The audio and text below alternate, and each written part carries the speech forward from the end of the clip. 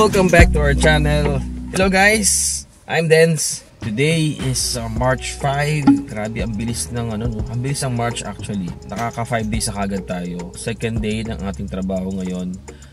Today is Thursday. No. Today is Wednesday. Kamusta kayo? Kamusta kayo guys? So, thank you again for coming back sa aming channel, and sa mga bagong subscribers, hello po sa inyo, at sa mga hindi pa subscribe na kayo sa aming channel. 2 days ago, gusto ko i-share sa inyo yung long drive natin from Toyohashi to Nagoya. Well, not really literally na long drive siya. Hindi naman siya umabot ng 5 hours or 8 hours. Yung sa isang araw na yon, kailangan ko siyang ma-accomplish, kailangan ko siyang mapuntahan lahat kasi business yan So, kailangan mo mag-sacrifice ng time, kailangan mo magbigay ng todo effort. Tayo ay nag-deliver ng box sa Nagoya. 2 hours talaga yung naging biyahe ko that time. And mabuti na lang, nagkaroon kami ng konting bonding nung si John Michael. Dati nating handle yan before sa isang training center dito sa Japan. So, sila ay mga mechanic. After doon sa Nagoya, street naman tayo sa kabilang dako ng mundo.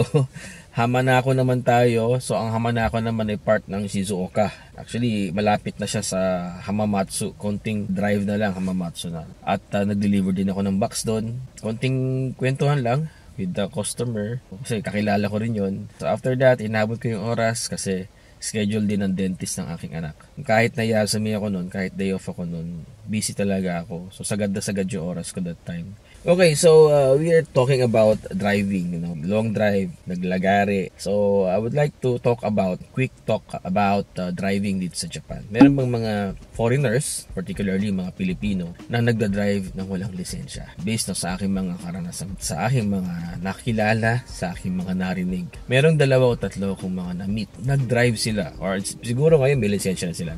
Nag-drive sila without license. Nag-take ng risk. So tayo mga Pilipino, ang hilig natin sa ganyan mag-take ng risk. Kahit sa bansa natin, gusto nating mag-business kahit walang permit, mag-business tayo, kahit na yung mga clorum nga, talagang take ng risk sila para lang kumita. So ganoon din dito sa Japan. Ganoon din yung mga Pilipino rito na talagang nagti-take ng risk kasi gusto nila din makakuha kaagad ng sasakyan at gusto kaagad nilang mag-drive dito sa Japan. Fortunately, yung mga mapapalad, yung mga hindi nahuhuli, ay nakatawid sila na nag-drive dito sa Japan nang walang lisensya hanggang makakuha na sila mismo ng Japanese license. Personally, my points of view dyan, sa sarili ko, ikaw ba? Nag-drive ka ba nang walang license? Kasi marami akong post sa social media na nag-drive ako, long drive, papuntang Fuji, with a bunch of trainees. Wala akong lisensya noon that time. Pero, wala akong Japanese license, pero meron tayong international license. Yun yung ginamit ko para makapag-drive dito sa Japan. Merong separate or merong sariling rules ang rent-a-car dito sa Japan. So, if you have your international license and passport, yun lang ipapakita mo at pasok sa condition sila na ang expiration kasi ng international license natin ay 1 year.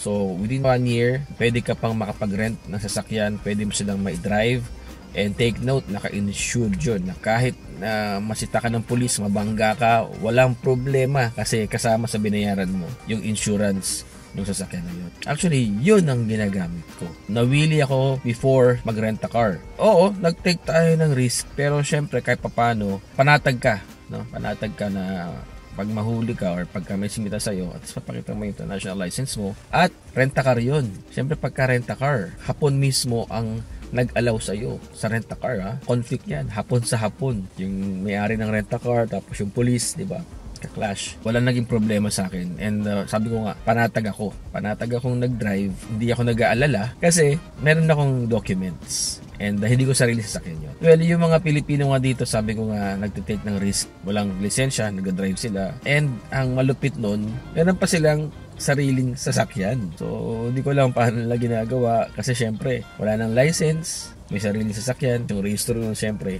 hindi registered sa kanila. It's either meron din isa pa nagtitake ng risk, yung dating may-ari or yung may-ari ng sasakyan na yun. Pwede kayo mag-take ng risk. Hindi ko tinotolerate ang mga Filipino or ini-encourage na mag-drive ng walang lisensya. Nasabi ko lang na merong existing, meron akong na-meet na walang lisensya. And wala rin akong jurisdiction para sitahin. Buhay nyo yan. Choices nyo yan. Kayo ang pumili niyan. So take the risk, and kung meron man consequences, tanggapin natin, diba? Pero para sa akin, yung mga Filipino rito na bagong dating, or yung mga Neikei-jin, or yung mga may lahing Japanese na gustong mag-drive dito sa Japan at bago lang kayo, I advise kumuha kayo ng international license. Within a year, subukan yung mag-rent a car, mag-practice kayo ng driving dito, familiarize nyo yung rules. Then, kumuha kayo ng Japanese license na legal. So, yun lang yung pinaka-advice ko. So, yun lang yung ating vlog ngayon. Quick vlog lang. Sabi ko nga, sa ating vlog ngayon, it's like a bite-sized vlog lang. As much as possible, merong objective na may natututunan kayo at may nagagets kayo while you are staying here sa ibang bansa, or particularly dito sa Japan. Sa mga hindi pa nakasubscribe sa aming channel, click mo na yung button dyan at mag-subscribe ka na sa aming channel. Click mo na rin yung bell button dyan para ma-update ka sa mga bagong uploads namin at bagong mga content. Tayo ay magpapaalam na. Always remember guys, everything happens for a reason. God is good. Keep on smiling. Sayonara.